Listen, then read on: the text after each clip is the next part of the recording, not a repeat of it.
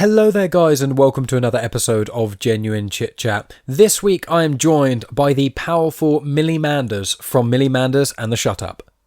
Now I say this briefly in the chat, but just for clarity, I actually started listening to Millie only about a week and a half or so before our actual chat. I heard some of their singles they had that were out for the upcoming album. I thought it was absolutely excellent, and I checked out some of their older stuff too on YouTube and Spotify and whatnot, and so I made contact with the band and organised a chat with Millie. And the chat itself was actually recorded 3 days after their latest album got released. Anyway, a couple of quick bullet points of our discussion. We speak about Millie's music-orientated childhood, as well as why trumpets are amazing, because trumpets are in Millie Manders' music quite a lot, which I really appreciate. I think they're brilliant. We also speak about the positive reception of the album that was only released 3 days prior to our conversation, how Millie puts lyrics together, our appreciation for Scrooby as Pip, people that have disrespected Millie from being a woman in a position of power, and loads of other things too. So it's a really, really good chat. Millie was very honest in this chat, and I really, really appreciate that too. And, guys, just go check out the album. It's really, really cool. It's called Telling Truths, Breaking Ties. It's on Spotify. Many of the songs are on YouTube with videos and things. Silent Screams is my personal favourite. I think everyone should just check out that song because it is incredible. And then lots of the other songs are really, really good too. Bitter is a little bit more punky. Your Story is a little bit more poppy. There's lots of different elements of that, which we do go into in detail in this chat. But I've included links in the description anyway. Make sure you go check that out. And also, when you check all that stuff out and when you inevitably love it, make sure you give Millie Manders lots of love on social media, and you can tell them that Mike from Genuine Chit Chat sent you, and that will make everyone incredibly happy. So anyway guys, there's not a promo today or anything like that, so the full chat is just going to get started, and then right at the end of the chat I'm going to give a bit more information of what sort of stuff is to come, as well as information about my other podcast as well. So make sure you check out the show notes as well, because that's got a lot of information of previous things that I've been involved with, collaborations and etc., as well as information about last week's show with Gough and other things too. Anyway guys, enough from me. I will talk to you at the end. Welcome to Genuine Chit Chat, where we have honest conversations with interesting people. And I'm your host, Mike Burton.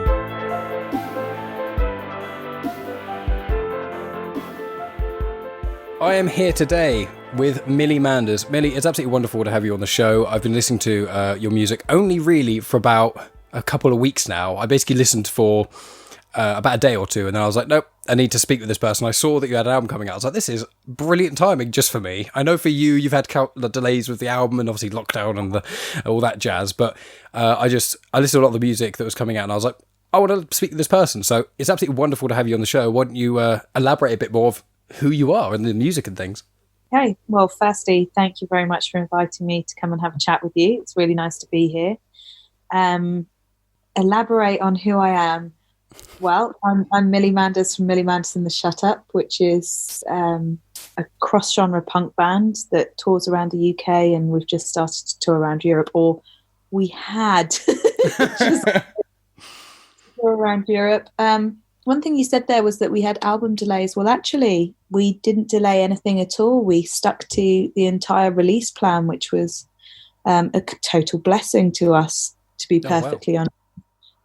The release plan fitted in really nicely. So, yes, I'm Millie Manders. I'm bonkers. I'm like Marmite, and I scream and sing and jump about on stage with my band.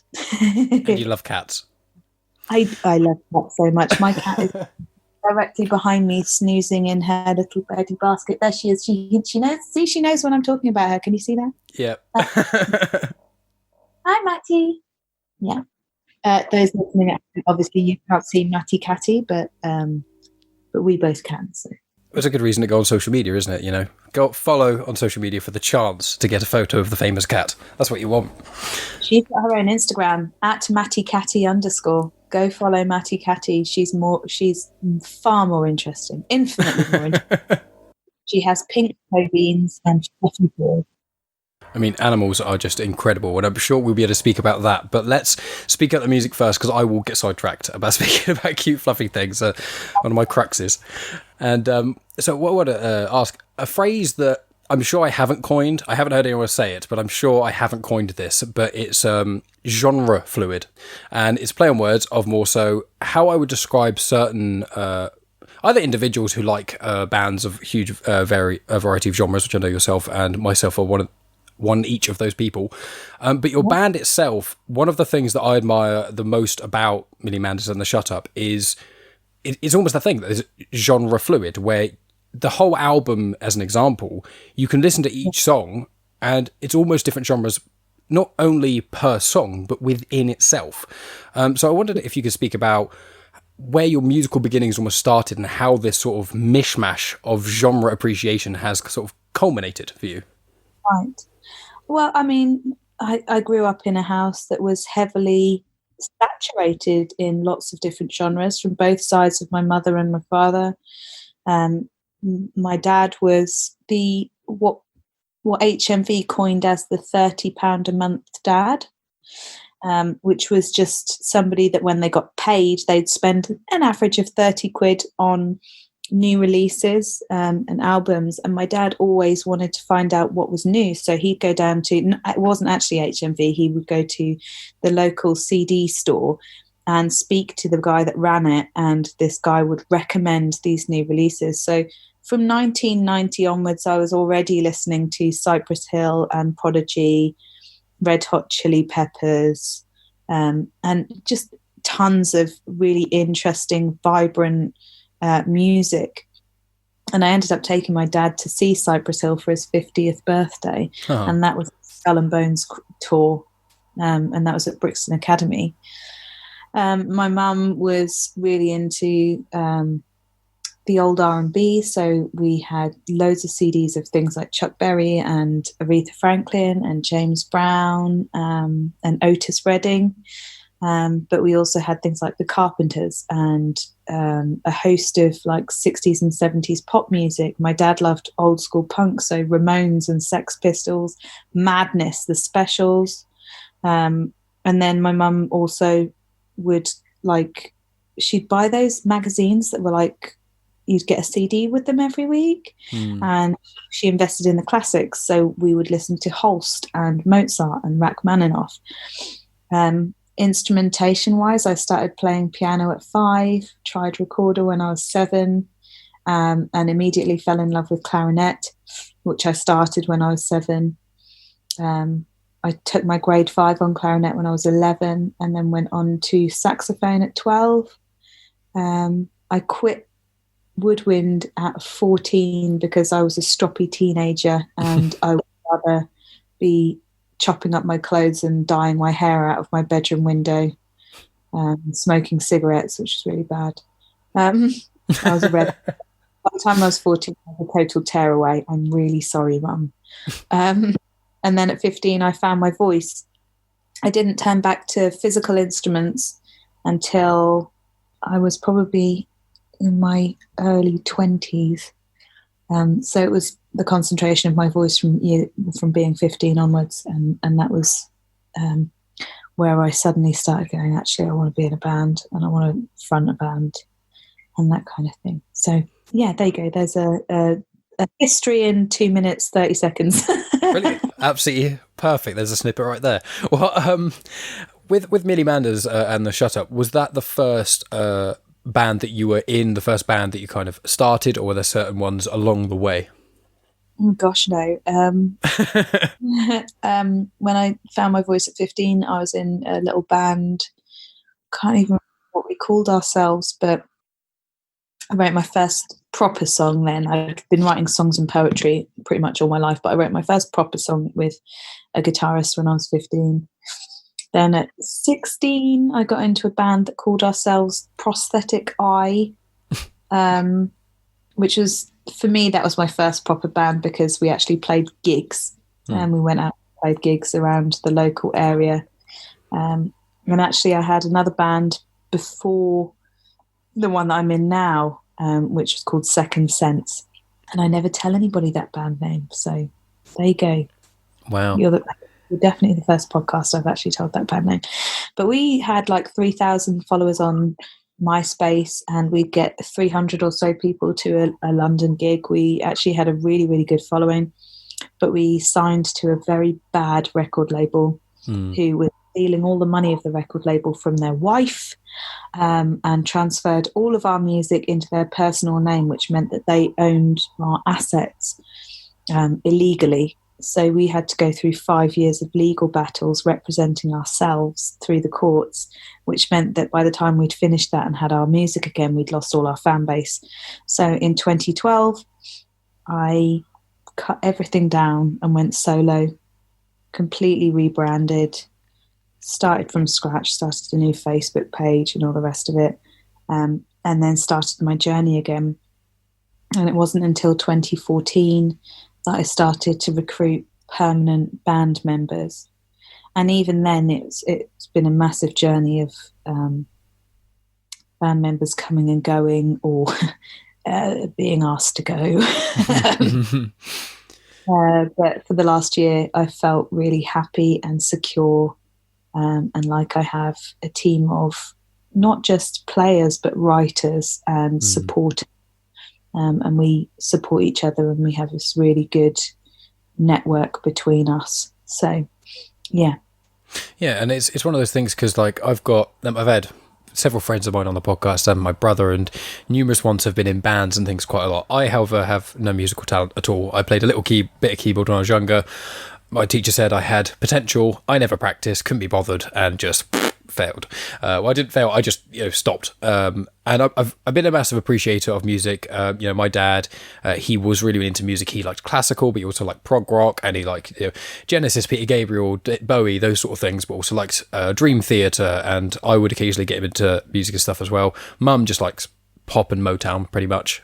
She isn't as into music, but my brother, one of my brothers, he's been in bands since I've known him. Well, he's older than me by 17 years, so obviously he's a lot older than me, and he's always been in bands too. My friends have been in bands, so I have an understanding, especially when I lived with two of my mates who were in a band together and they'd have the band members over. I do have a degree of understanding and very much sympathy for the trials and tribulations that can go with band members, where everything seems to be fine and then one thing changes, and then it's just this domino effect of this one thing can get sorted and we'll be back on track, and it's just 10 of them over the course of ages. And especially when you're either a front person or just one of the people in the band who's really pushing, who's doing a lot of the writing, organising a lot of the gigs and stuff, I understand how draining it can be. I've seen the amount of bands that my friends and my brother have gone through of just having to start again and swipe things on the carpet. So I have my utmost sympathies with you there. And I want to ask about, with Millie Manders and the Shutup, you can hear the change of the evolution, I'd almost say, of from the first two EPs to the latest album. But one consistent has been Trumpets, which is quite an interesting thing that people don't often use, especially in music, which I would class your music as very accessible, but alternative music in that sort of, especially where you've got the more aggressive parts in certain songs. And is there something that made you choose Trumpets, or did the band member at the time approach you? Like, it's very interesting to know that Trumpets was something considered that works so well, but is very undervalued. I mean, being a saxophonist, I love brass instruments. I love the sound of brass instruments. I've always been a jazz fan. In fact, when I was a clarinetist, one of the things that got me into playing saxophone was my parents taking me to see big band jazz, and seeing saxophonists and trumpet players there.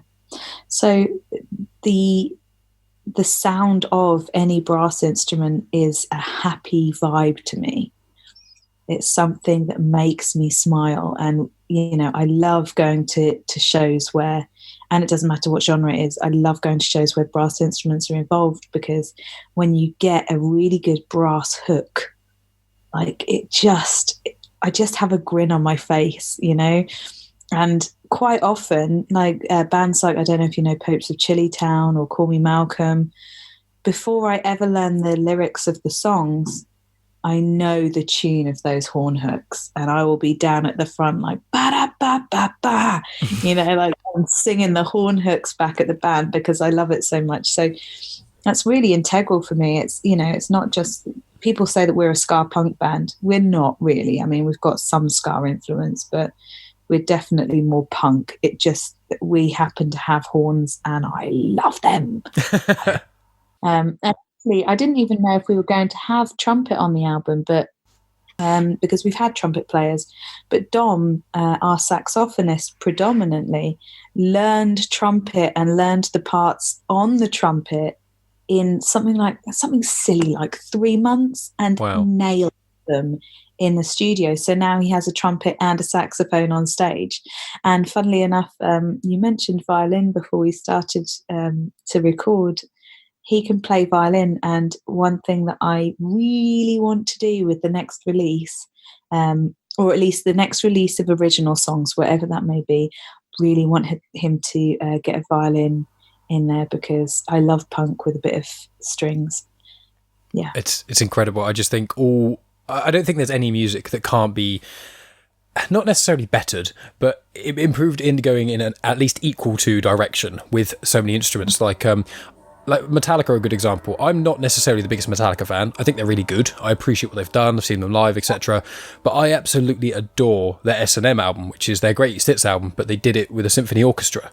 And it was just one of those things where even not being the biggest Metallica fan, because I love the sound of big instruments, either a brass band or a strings band or full orchestral accompaniment, it just adds this depth of sound, because although, guitar, bass, drums, vocals, that's all well and good, and obviously that's the core for many, many bands, just one or two extra flares of difference, that's something that really sticks out. And the way I found your band actually was, it's a really odd way.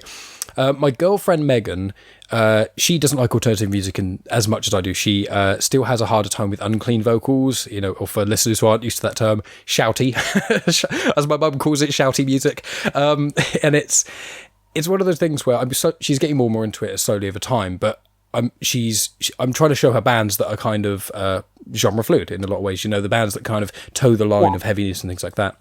She was on Facebook randomly, Facebook stalking someone or something like that. Just, occasionally you go on someone's profile, then you go on someone else's profile. And she went through a string of things, and it was someone who'd commented on something or other, and they mentioned Millie Manders and the Shutup. And by chance, Megan just clicked on that and went on it. And she heard, it was either Silent Screams or Bitter. I can't remember which one. Or it might have been Bacchus. It was one of those three. I have a feeling it was Silent Screams or Bitter. But she heard that, and immediately she went, I think, Mike, you'd like this, because I really like it, and I think you would too. And she showed it to me, and I heard it, and within seconds I was like, yes.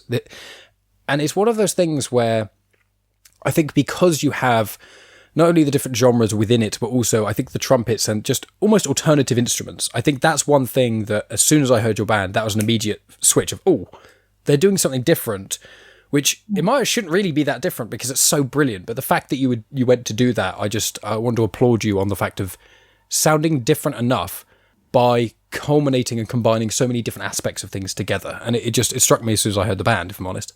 Thank you. That's really cool of you. It's something that I think as a band we pride ourselves on, in that all of us have such different backgrounds that we want to celebrate that, and we don't. The preconceived idea of the record industry is that you have to be pigeonholed, and that in order to be successful, you need to shave down your influences in order to create something that fits a niche and can then be commercialized.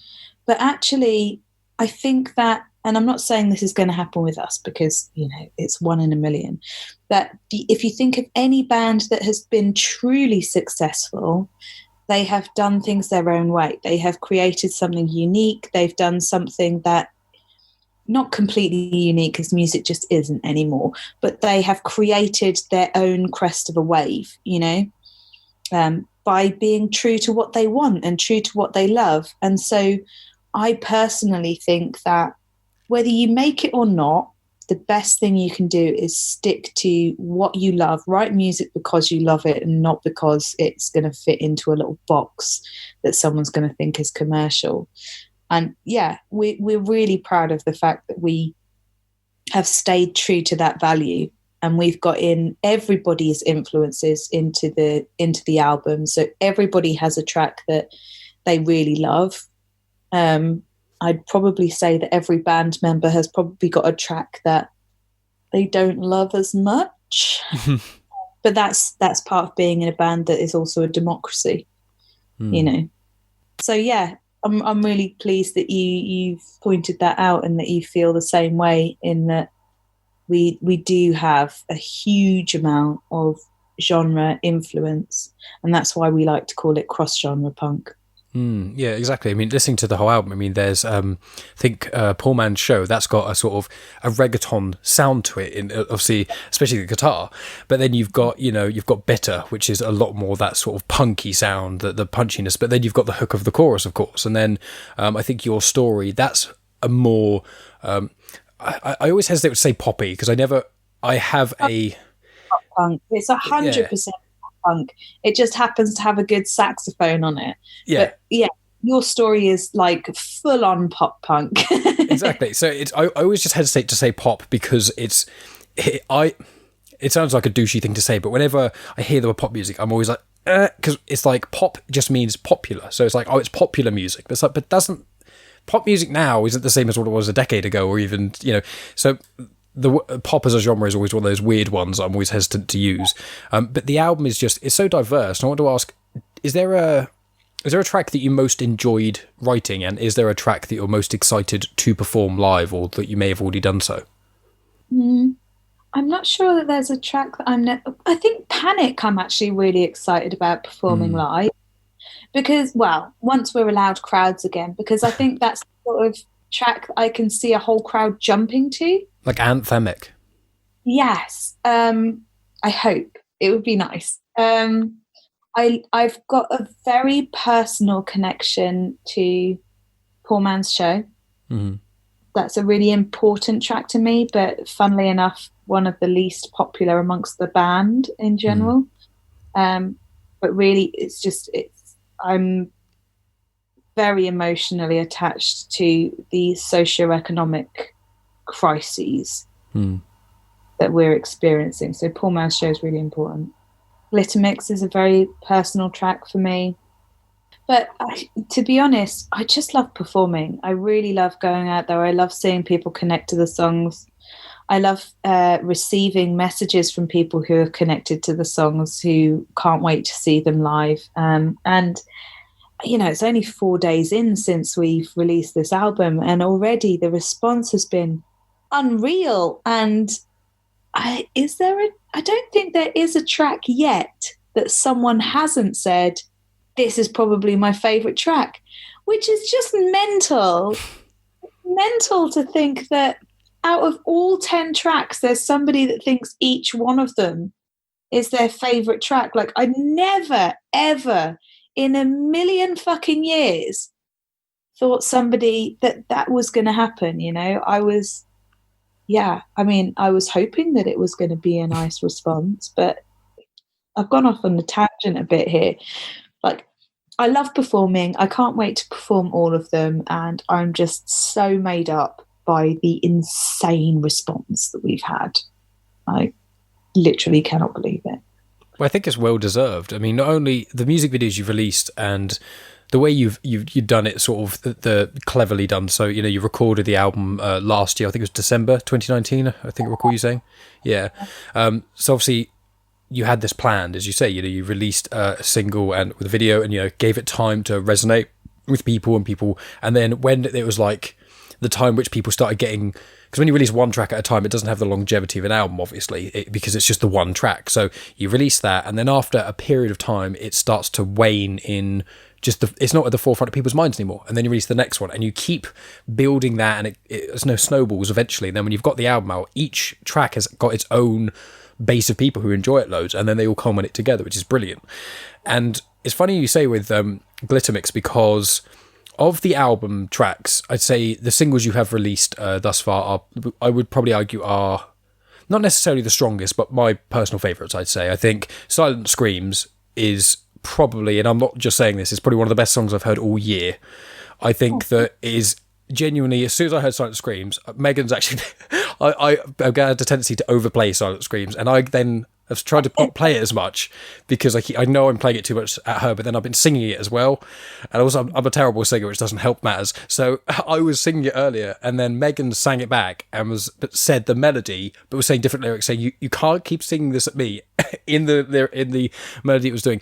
It was brilliant. I just think the songs themselves have got enough the lyrical importance. So you've got songs like Poor Man's Show and things, which obviously are a lot more on the political side, but you have songs like Silent Screams, which are, from what I can tell, very much about sort of mental health, and you know, not only introspection, but also how one interacts with other people when in times of, for lack of a better word, maybe darkness or disarray.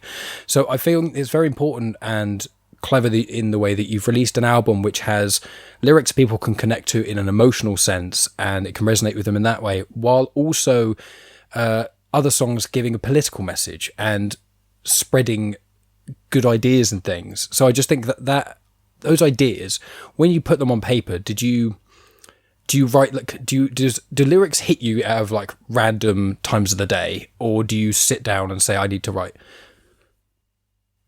So both, really. Fans show, I actually specifically took 3 or 4 different news stories that had really pissed me off and wrote notes about them. Like I was taking notes for a dissertation or something. I wrote the specific quotes that had really struck me and struck a chord, some specific facts and statistics that were going on in the world.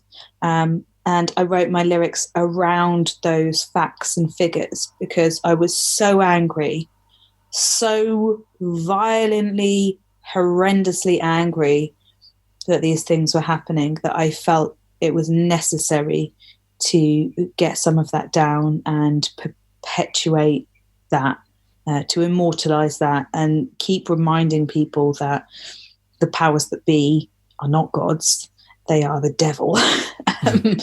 And they are making things so much worse. So that was that. Silent Screams was actually a dream, or at least the first verse was. I was in a really horrendous place, and actually at the beginning of the year I had a mental breakdown. But this was sort of towards the end of when did I write this? So when we first started writing the album, I'd literally just written it. So we're talking August last year.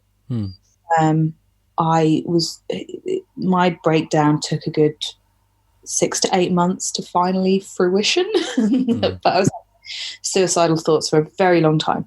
And I had a dream whereby I was standing on a building and I only had one shot to jump off it.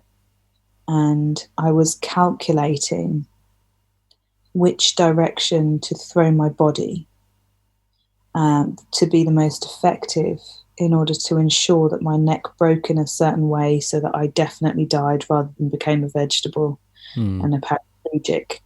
Because I didn't want to, even in my dream, I didn't want to even have a small percentage of a chance that I would survive the drop. So that opening line, when I wake up in the morning and I'm thinking which way is best to throw myself off buildings to land nicely on my head, that was a literal feeling that I was dealing with on a daily basis. So that whole song got written that morning. Probably 5 or 6 in the morning and penned that whole thing, because that was very real, very, very real at that moment. Your Story, I had the chorus in my head for like a month. It was just in my head, and I was singing it as I was working and things, but I wasn't writing it down. It was just there, and I knew it was going to stay there. And I knew how the breakdown was going to work, and I knew like the da-da-da-da-da, da-da-da-da-da-da-da-da-da. I was in my head. Like I knew the whole song, the whole structure was there, but I didn't quite have the verse lyrics. I kind of had the 3/4 bit, the triplet bit in the middle. So I just got a friend to come into a pod with me, and I got him to play really simple guitar for me, and I recorded it and recorded all of the melodies and stuff. And then later that day, I just penned all of the lyrics for it. So I don't really have a particular creative structure or preference for writing. For me, it's just like if I'm going to get creative, I know that it's there, and I just go with it. Like however that, if it's going to come, it's going to come, and I'm just going to take that moment and go with it. So, and on the songwriting front, I wanted to ask one thing. So I think Glitter Mix is probably my favourite track apart from the singles you released. I think that is an incredible track.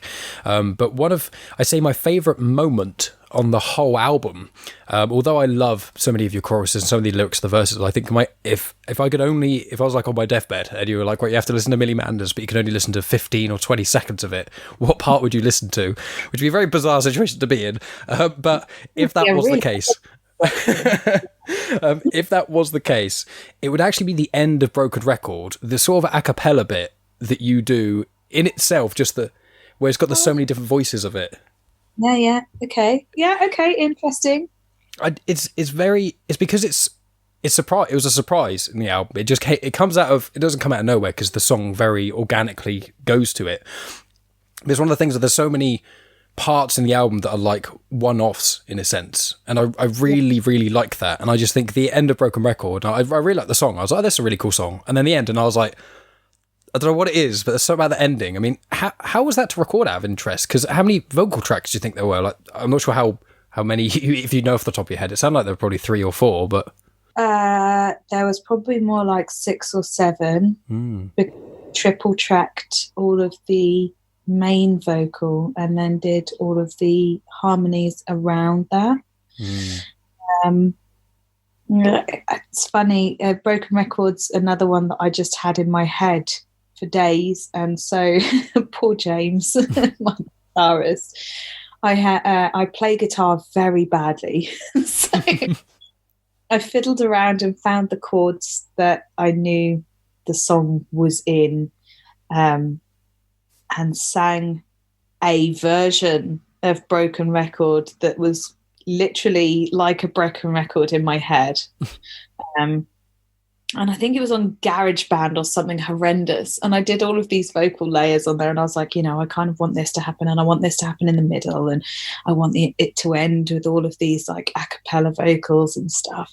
But here you go, here's this file. Can you just sort out the structure for me? There was like, I don't know, I think 4 or 5 verses.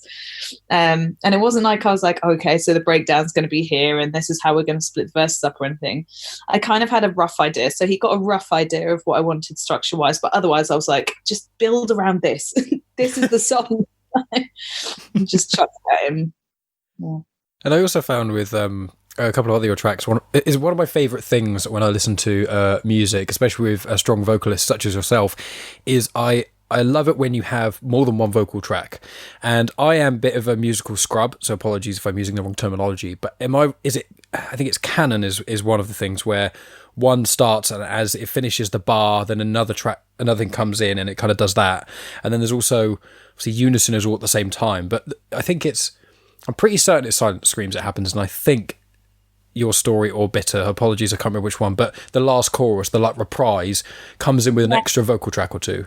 Yes, that's right. It's not canon. I guess it's like having 2 lead vocals at the same time, whereby it's like if we think about Zebrahead, let's go with Zebrahead. Do you know that band? Yes, yeah.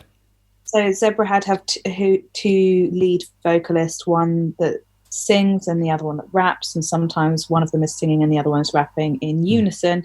And I guess I took that idea, but both vocals on the track are me, because there were 2 messages I wanted to highlight, and quite frankly, I thought it would sound really cool.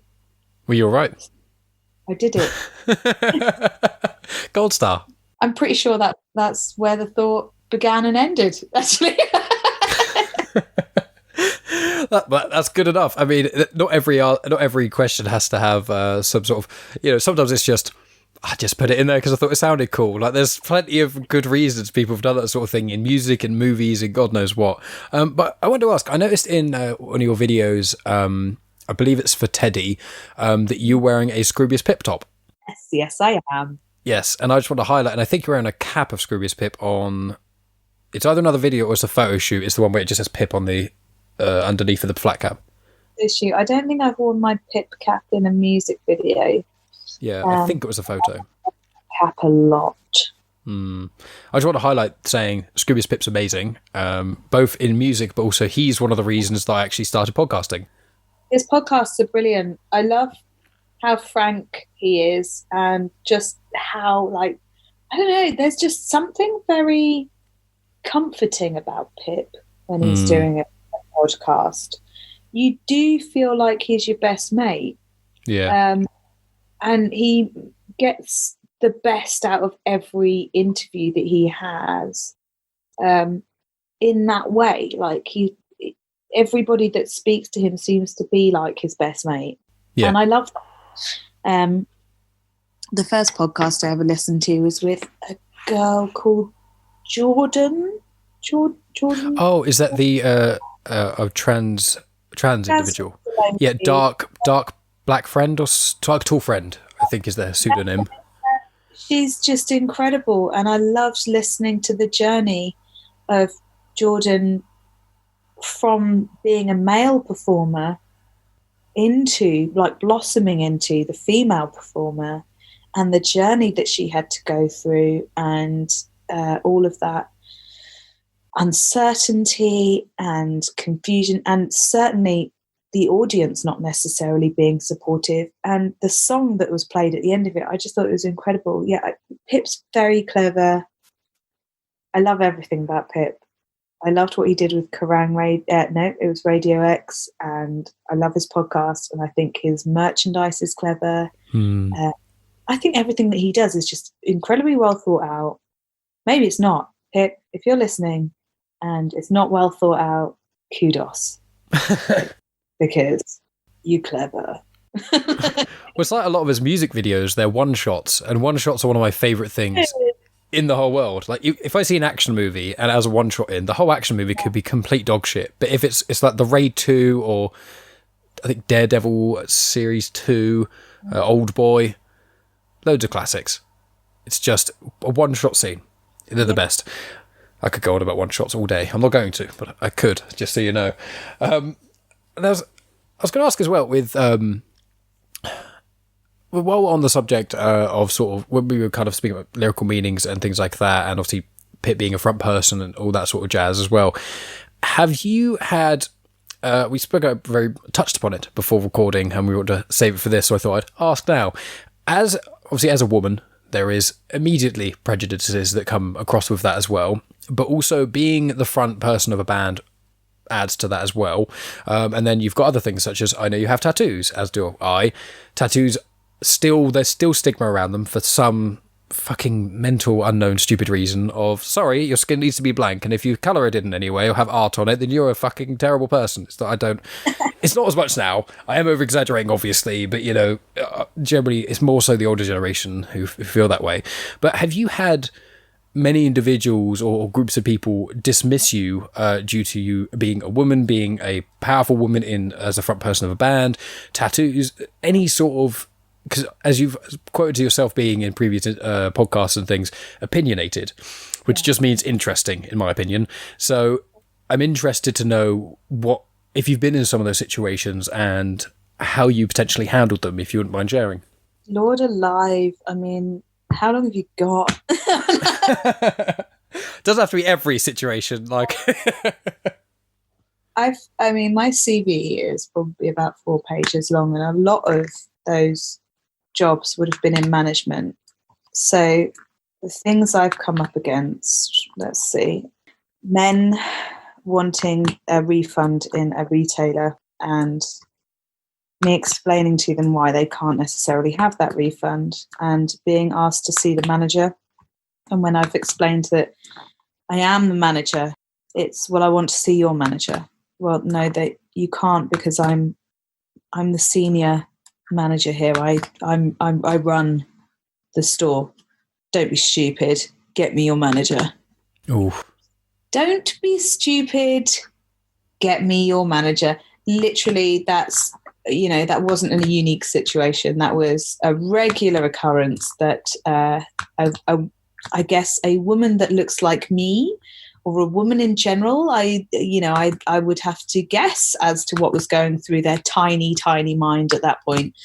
But as far as they were concerned, I could just could not possibly be the senior ranking manager at that point. So that's just one experience. As a front woman of a punk band, my tour manager stood in a crowd once and told me afterwards that a guy had brought his friend to come and watch the band. And before we got on, or as we came on, the friend turned around and said, "Oh God, not another woman that thinks she can sing in a punk band." Oh, for Christ's sake.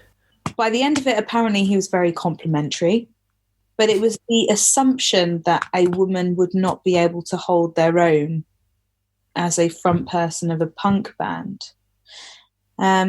But it's not just that. It's also being a woman who is in a touring band. It becomes very difficult to have a relationship. I've been very single for nearly 2 years.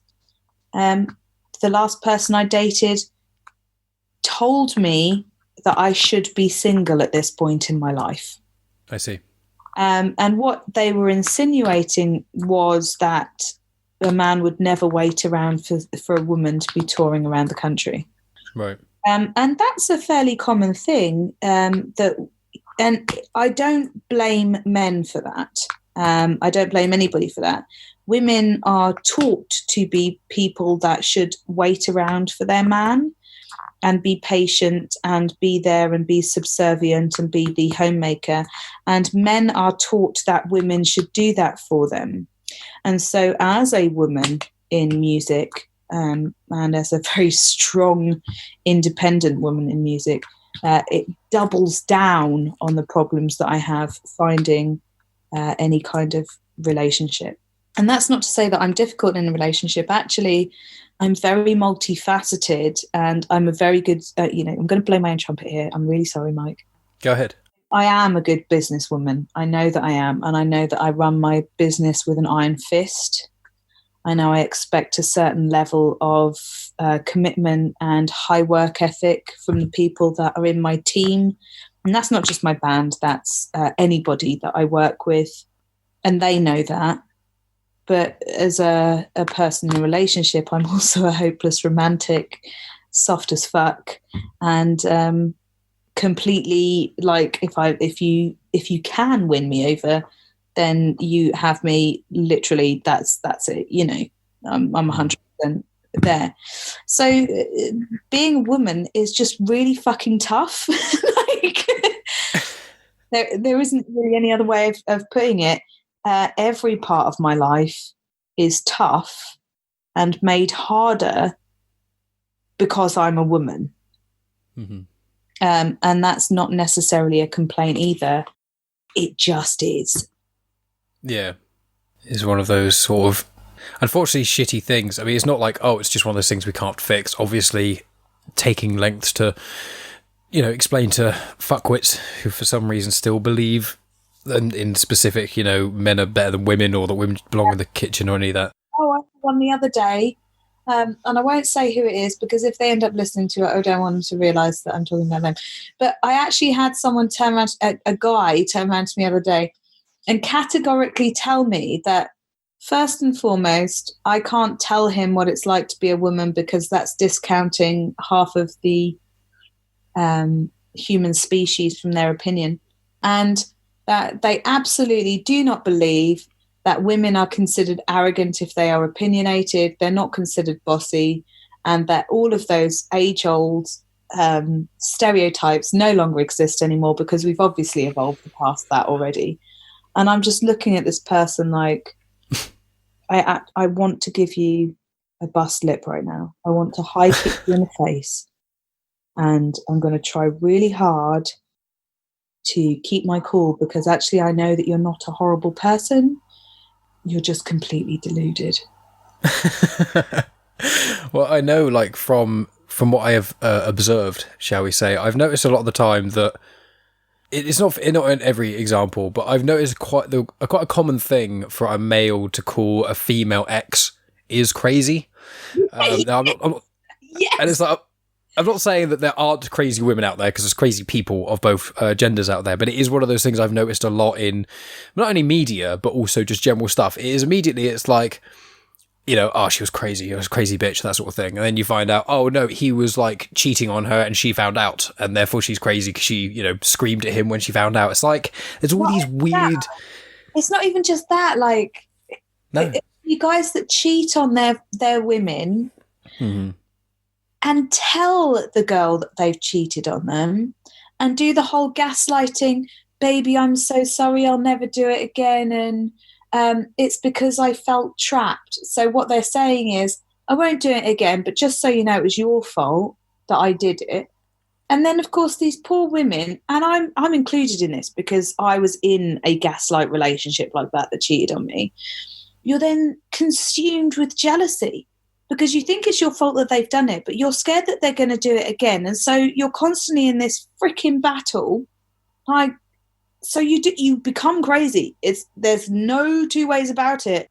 You go nuts in your own head. You're nuts. And so obviously you start to make some weird fucking decisions because you have no idea what reality is anymore. And the reality that you're being fed is warped, 100% warped. So yeah, women do go crazy, and it's not actually their fault. Yes, there are some psychotic women, but there's lots of psychos. Just there's a small percentage of people that just are psychos. Let's get that out of the way. But when we're talking about that average, oh yeah, my ex is crazy. Do I believe you? Probably not.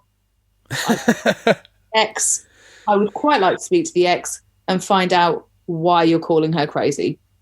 It is one of those things as well, like bouncing off that point. I won't dwell on cheating exes too much, but there is a point that you sort of made there, which is you start to question your insanity in the sense of, because what happens and what a lot of people don't understand with the ramifications of cheating on someone as well is that if someone cheats on someone and then the other person has their suspicions and then the person who cheated lies to them for weeks, months, years, the problem that a lot of people don't understand is that when the truth eventually comes out in one facet or another, then what happens is it unravels everything you thought you knew for however long it's been. If it's been a year since they cheated, it's like, okay, well, that means that they have been lying to me and creating a false pretense for literally the last year.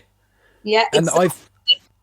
And you think you've got that, and you pick up on it, and you've got these things, you confront them about it, and you say, I think you're doing this, and they convince you that you're not, and all of your thoughts and your intuitions and everything, all that sort of, you know, that weird voice in your head that's telling you that weird, and you're trying to dismiss it all because you're trying to trust this person. It's your gut instinct going, they are a lying twat. But you're going, but they've told me that they're not. So my gut must be lying to me. So I'm going to believe them because I want to believe them, and I want to be in a loving relationship, and I want them to be telling the truth. And so you sideline those instincts that are screaming at you to say that it's wrong. And then obviously, if you've gone through let's say it's a year, let's say for argument's sake, it's a year that's gone past and they haven't told you about this cheating experience, and then they do. You're then going to need to process that information. You're then probably going to have hundreds of questions that don't come up instantly, but they come up over time. So you're going to start remembering things that they've said, and you're going to be like, I'm really sorry, but I actually, I need to process this, so I need to ask this question now. And they're going to get pissed off because you're asking all of these questions, but it's like you've got to process each incident when they lied to you. And so each time those questions are going to come up, and it's not going to be instant. It's not going to be in that first conversation when they finally let it all out that they're a lying cunt. It's going to be over a period of time where you're like, hang on, what about then? And so all of that is part of that label of crazy, because you need to process it. Because, had they been honest, there wouldn't be 800,003 questions to go through. Yeah, it's one of those bizarre things with people that I mean, trust is just one of those things. Trust is like the most important part of any type of relationship, be it honesty. Honesty and trust.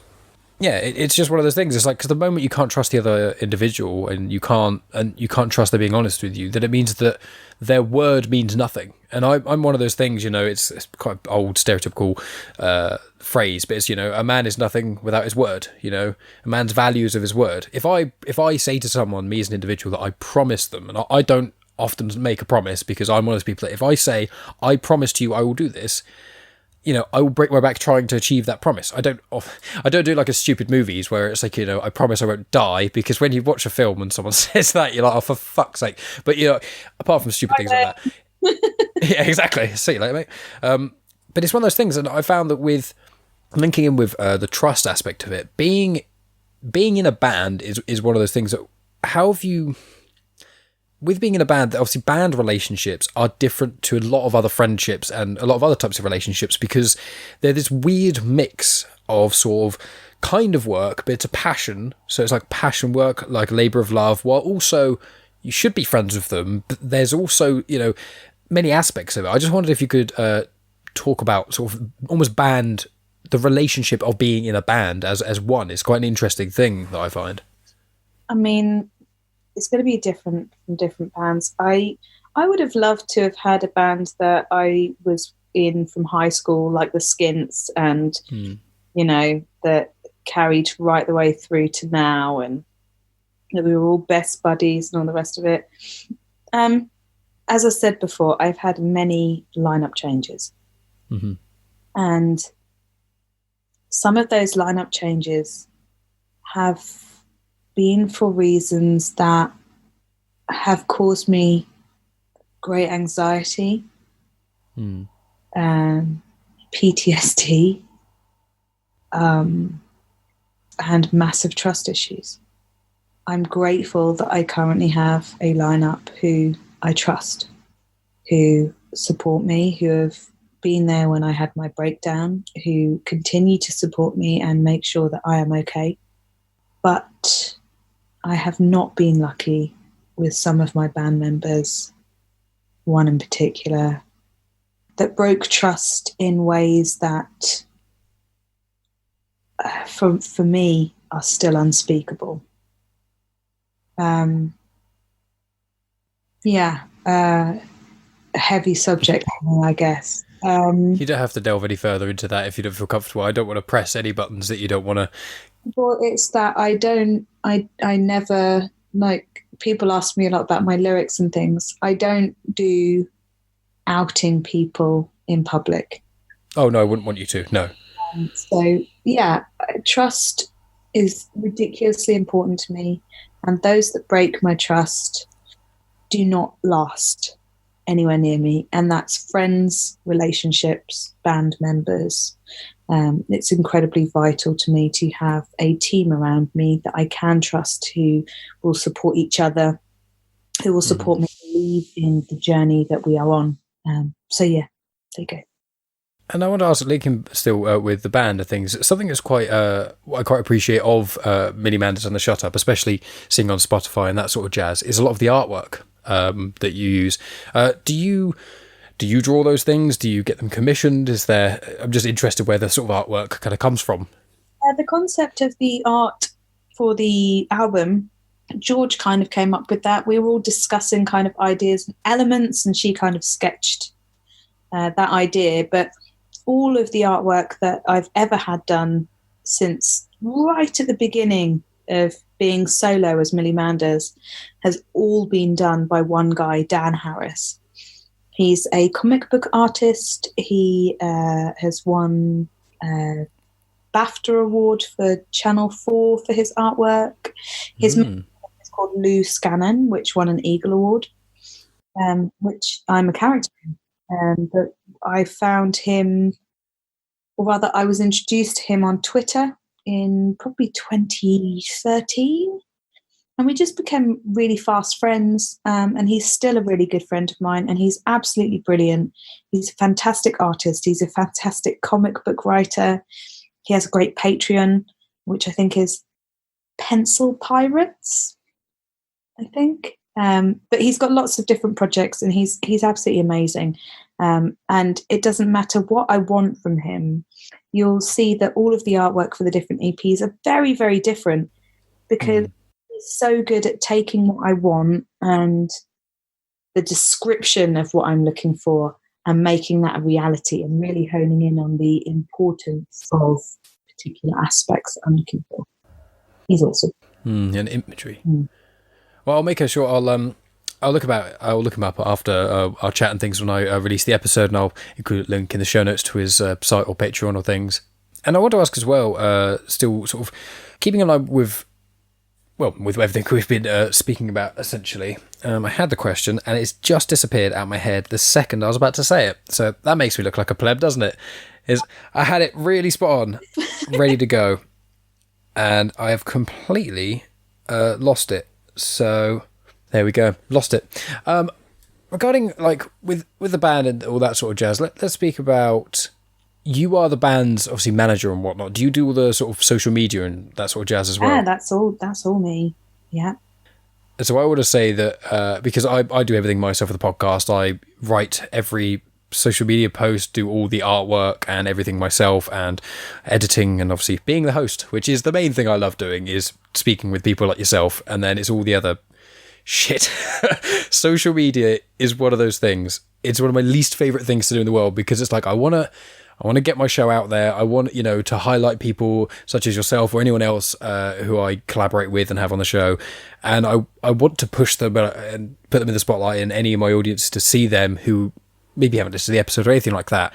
But do you find that promoting and stuff is as much of a bane to your life as it is to mine? Like, it sounds so lame, but it's like, I love speaking with people and doing the core thing, but when it comes to social media especially, that's the part that I'm always dragging my heels about.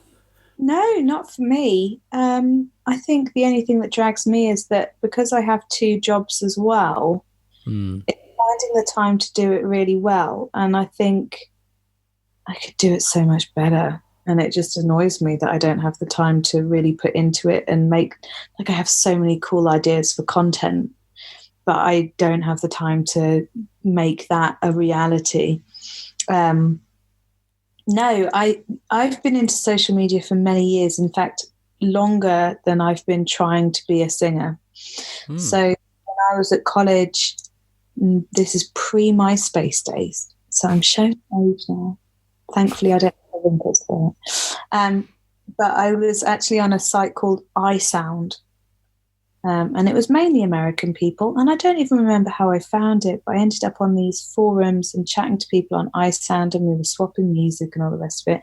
And I'm talking like, there wasn't any pictures on this website. You had 2 panels, people that you were talking to, and then you could flip them over into the other thing to save them into different groups. And that was pretty much it. But you'd be swapping music and stuff.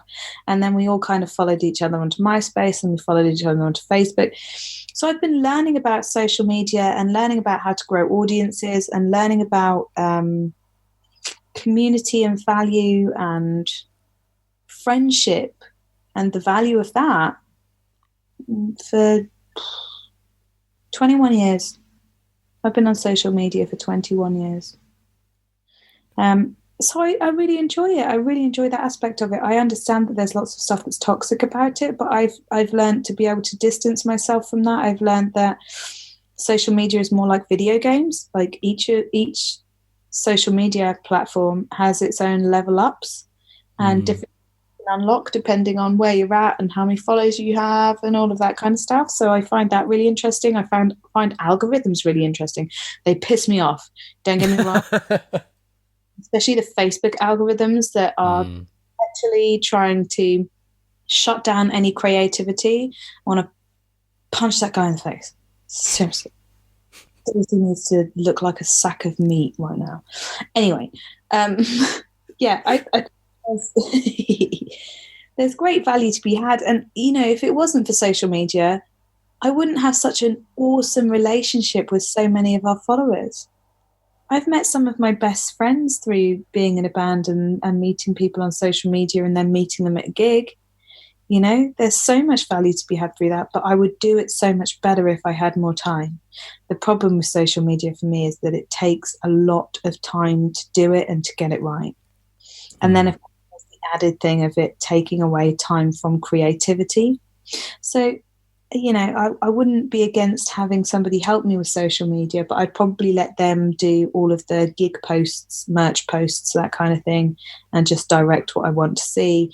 And then the rest of the posts, like the personal stuff, the behind the scenes stuff, the general chatting to people, I would probably keep all of that. Yeah. So no, it's not the bane of my life. In fact, actually, it's added a lot of value to the band and the community of the band, and I would never want to see that go away.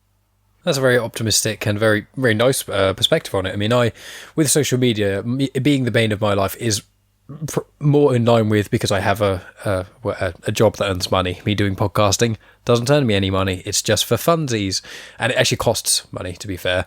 But it's one of those passion projects which maybe in the many years in the future and a lot of luck, maybe I'll be able to make some money off this. And very unlikely, but fingers crossed, I hope make enough money off it one day to then have it as a job, or even at least go part-time in one of my other things. Because in a similar sense with you, obviously the way a band works and the way a podcast works they have parallels, but they are different in a lot of obviously way. The key things are that obviously I release content, and that is relatively it's just the content release, whereas music has the whole live element to it as well, and they are different kettles of fish. I mean, it makes any money though. I don't earn anything from the band. Yeah, because the merch sales, I presume you just pump them back into like a band fund to fund the next. Rotates, so all of the money that we earn goes straight back into the band account to fund the next release, to fund the next tour, to fund the next run of merchandise, whatever it is. I think the misconception still is that we're in a golden era of the music industry, and that's just not the case. We've made some amazing money this year, and especially considering we've been locked down. But every single penny that we have made has gone into PRing the album, making new music videos, looking at the next limited edition merchandise run, like whatever it is. Nothing has gone to the band. I'm planning on paying my band members for each show going forward, but they've never been paid before. And unless I can keep the money coming in from merch sales, album sales, streaming, I don't know how I will pay them, because we've missed so many tours this year. So I totally get it. But you know what keeps us getting money? Social media. So. Well, yeah, I mean, with your there's a lot more avenues for monetization. With myself, I've said before, like I've said to Megan, it'd be like, I mean, I don't do the lottery, but it's, you know, one of those hypotheticals. It's like, if I just won the lottery tomorrow, I mean, I'd probably give lots of my friends and family who are struggling, give them some money to keep them afloat and things. But then the rest would just be, I would buy property, live off that income, and then I would just travel around England and the world doing my podcast, because it's like my passion. And social media then it'd be something that would be something to do as fun, less than like necessity. Because at the moment where, obviously I'm sure you find it as well with your band to a degree, of there's almost like sections of, in air quotes, fame, you know, of how many people you've got following you and things, and how much of an audience you have, and it's almost tiered, almost. But there's never a point where you never need to post on social media. But when you get to a certain level of fame, as long as you keep releasing content and things, then word of mouth and the impact you have just on people talking about you on social media is almost enough just to propel yourself forward without the need of constant posting. Whereas in the sort of earlier stages of trying to still building up audiences, still building up things, and obviously during lockdown and things is even more integral, is that sort of, it's the big push, I always say, for the first few thousand true, like in a podcast it would be subscribers, in a band it would be, you know, regular listeners and things. And it's that, you know, because I'm in that early stages, well, I've been doing this for over 3 years now, but still trying to get more audience and things, I'm making sure, okay, I have to post on social media X amount of times a week. I have to post the new episode when I do my other podcast as well, and da-da-da. And it's the begrudging of feeling like I have to, even though the goals I've set myself. That's, I think, where my own disdain for myself comes from with social media. that as well, because I know that, algorithmically, if you want to keep your audience being able to see you, you want to post on Instagram at least once every 3 days. On Facebook, really, you should be posting every day if you can. On Twitter, once to 3 times a day, because of the way the news feeds work. And knowing that you should be doing all of that, and finding the time to do it, and also keeping passionate about it is difficult. It really is difficult. I totally 100% understand all of what you've just said. And I feel that, especially when you're in a situation where you're doing so much other stuff just to put food on your table and make sure that you've got a roof over your head. You then do end up begrudging this other stuff that you need to do that you're not getting paid for. Because it becomes a ball ache. Mm-hmm. Like, I need to eat. I need to have heat in my house. I need to have time to get up and shower in the morning. Where the hell am I going to find time to do posting of 20 tweets and schedule? I mean, even finding a day to schedule stuff means that you're not then having a day off. So yes, it is. It's really tough. But you know what? Like, if you go and talk to an entrepreneur who's trying to build a baby business and then sell it on, they're doing 10 times more than that. You know, if you really want a business to work, it is blood, sweat and tears. It's the sacrifice of everything you have. And I have sacrificed a marriage, places I've lived, pets, furniture. Like, there isn't anything really that I can think of that I haven't sacrificed along the way in order to keep doing my music. And I would never sacrifice a pet again, because that was the most painful thing I've ever had to do in my life. And I still miss them. But other than that, I would give up everything that's in my room right now. Sitting in my lounge, there is not a single thing that I wouldn't give up to keep doing it. There isn't a single minute of my day that I wouldn't sacrifice to keep doing it. So really what it boils down to is it really your passion? Then you know. Yeah, because I feel like with podcasting, I before doing podcasting, I did when I was in college. I used to make music videos for bands. Funnily enough, made a few of them for fun, which are enjoyable, but it's a lot of hours to invest in those things. And then I did. Slightly before that, I actually had a YouTube show with a friend of mine. We just did it for a laugh and things when we were like 16. And then I went on to music videos, and then I had like a dry spell of creativity because I'm not, I can't sing. I haven't committed to playing any instruments. I can't draw. I can do graphic design. But I worked in a CD and cassette production place for 4 years after I left college and stuff. I did an apprenticeship there. So I learned more about graphic designing there, and I learned about sound and stuff there because we were making CDs and cassette recordings and stuff. So in those regards, they've kind of culminated. And when I consider doing podcasting, and from just talking to you, I'm almost, I would bet money this is true for you. But do you have this feeling of just, while doing it, you get these weird moments, and it's like a feeling at the very kind of core of your being, which it just feels like what you're doing is right? I describe it as the pull. You feel this strange, it's indescribable. You just feel like what you're doing is right. It's just a feeling. You're just like, I feel like I'm on the right path. I don't necessarily believe in destiny and things like that. But is that how you would describe the feeling almost? Just that kind of that core pull of that you kind of feel it in your core. You know it's something that you kind of not even want to do that. It feels like you kind of need to keep yourself, unironically, kind of keep yourself sane, even though the amount of other things one sacrifices to achieve those things, if you know what I mean. 100%. And I wouldn't say that that's like 100% of the time. It's just that there are occasions where decisions have to be made, and it's it's a gut feeling, isn't it? Whether it's the bottom of your belly or pulling at your heartstrings, it's an absolute instinctual, I have to go down that way. The other way, there is, you've got a decision in front of you, and one of those choices is absolutely not going to be the one that you can take. So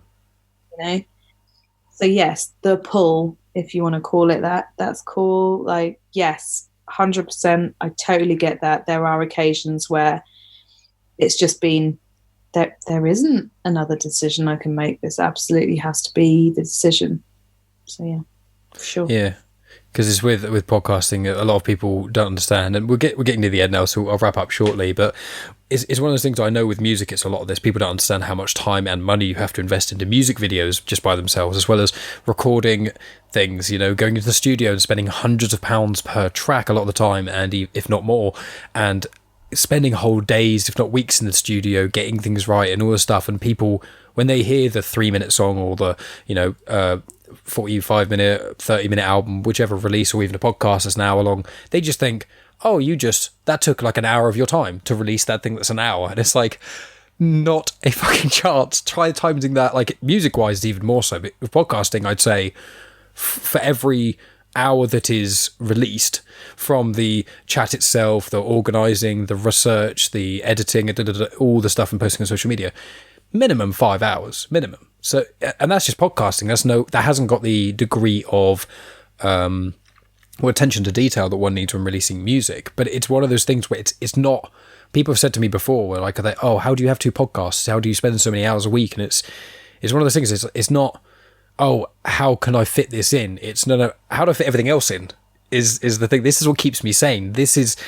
If nothing else gets achieved in my life, I'm in a very happy relationship and things. I've got loads of great friends, etc. That sort of stuff. But like, excluding, in air quotes, having the happy family sort of idea, aside from me having a family, there's not anything else that gives me the satisfaction and the core satisfaction of doing something that I just feel like I need to be doing some sort of output. And I can see with you is that you've definitely got that, and it comes across in your music. Your music is very honest, and that's one of the things that I gravitate towards. You don't have that with a lot of mainstream mainstream or corporate music, if one wants to call it that. The stuff that the record labels smooth the edges off to such a degree, you just don't have what was there. And I feel like the music you're releasing is very honest, and it is true, and it's what needed, in all honesty. I think the combination of genres, the lyrics, every part of it, and the attitude that you show are all things that are incredibly important at this time. So I want to thank you for that, and I want to ask, is there anything else before we sort of hang this up that you wanted to say to the masses, essentially? I mean, yes, I mean, thank you. I appreciate that you can hear that it's honest. I never want to deviate from just speaking my mind in my lyrics. And don't. Thank you. For those people who are listening, first and foremost, if you've listened to the albums, thank you. If you've shared the album, thank you. If you've bought the album, thank you. My band and I have continually in the last, few days since the release been completely blown away by the response that we've had, by the reviews that we've had. I don't think any of us could ever have imagined the beauty of response that we've had for the album, and we are all so incredibly grateful to those people who have engaged with it and continue to help us to spread the word for it. If anybody's around London, then we are going to have a matinee show on the 12th of December at New Cross Inn. The 11th of December sold out, so we're doing a second show on the 12th of December. I believe tickets are £8. There's only 60 capacity because of COVID and it being a seated show. The 2 and 4 tables sell out really fast, so get in there there's 2, 4 and 6 tables, so if you don't have 5 mates, get in there quick. Everyone in the Midlands, then we're going to be playing the Angel Biker Pub in Colville on the 13th of December. And again, those tickets are selling out fast. So it would be lovely to see you at a show. They're the only shows we're going to have for the rest of 2020. Yeah, and I was going to say, I'm going to keep an eye on all of your tour dates and things. And then when you come closer to my neck of the woods, then it would be great to see you live. And, well, you're dying. No. Definitely going to come back to Southampton. We really enjoyed the last few times that we've played there. Really lovely town. So we're definitely going to be coming to Southampton. Just Don't know when at the moment because Rona. Of course, of the little weird small thing that people may have heard of. It's the pandemic. It's not that world changing. It's just completely fucking everything up.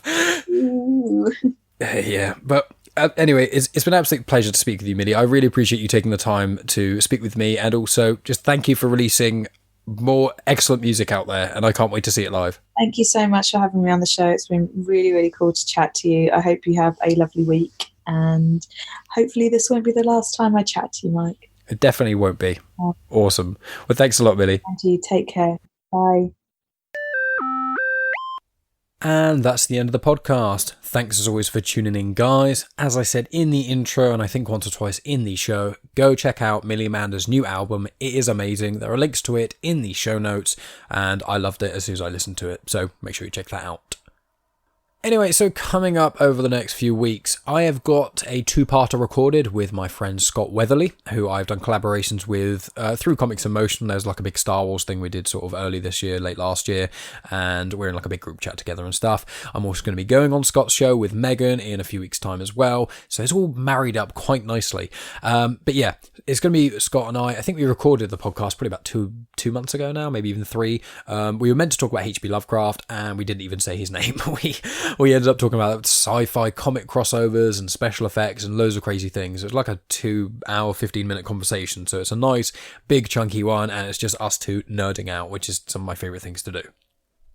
And then after that, I've got a podcast. I've actually, on the week of the 9th, I'm doing Scott's podcast, and I'm also appearing on a live podcast, which is Rob and Slim's live show, but they release theirs on a standard podcast format in the normal players as well, so that's going to be really interesting to do. I'll make sure I share that and tell you guys about that as well when I'm in that, so that's going to be cool. Then I've got a podcast recording due on the 19th. I've got one of the gentlemen from Superheroes for Dummies coming on the show, with a guest, actually, so it's the first time Steve's going to be on this show, and I'm actually having a different guest on because he's going to be my advisor for it.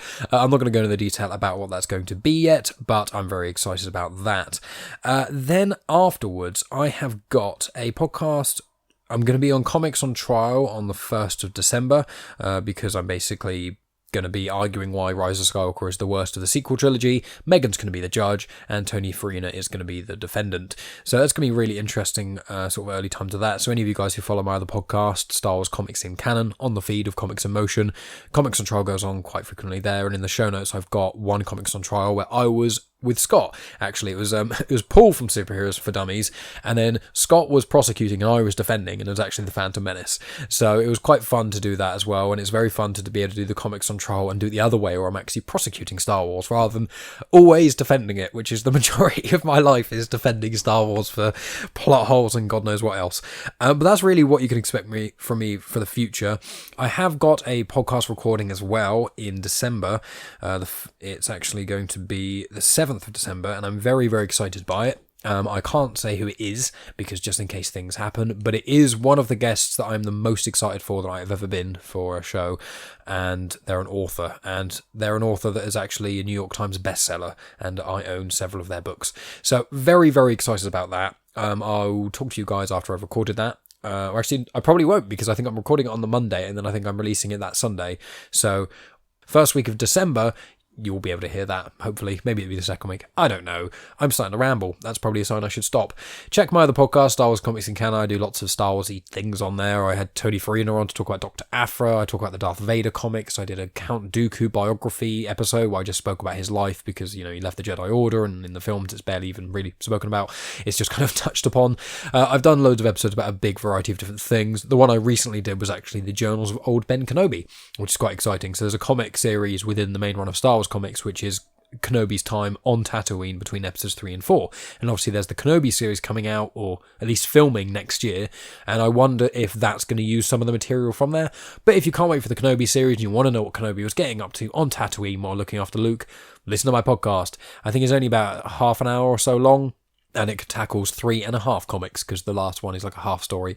But yeah, make sure you check that out. It is found on the feed of Comics in Motion. Those episodes are out every Saturday, and obviously you can then listen here in Genuine Chit Chat for new episodes every Sunday. So lots of weekend listening, although my Sunday release is normally out in the evening, so maybe not so much. But I hope everyone's staying safe, especially considering the new government guidelines of lockdown stage 2 over here in the UK. Well, I say stage 2, there's been about a billion tiers, phases, and God knows what else, but I really hope everyone's doing safely. And if any of you are really struggling with the loneliness or anything at all, seriously, reach out to me on social media. I am a busy individual, but I'm not so busy that I can't respond to messages, talk to people, or anything along those lines. I just want to help, in all honesty. I understand that for some people, especially living alone, it can be really, really difficult this time. So even if it's just, hey Mike, let's have a conversation, or hey, send me some of your podcasts, or podcasts by other people you recommend, or music, or movies, or series. I mean, I'm a massive fucking nerd, and I like a lot of different things.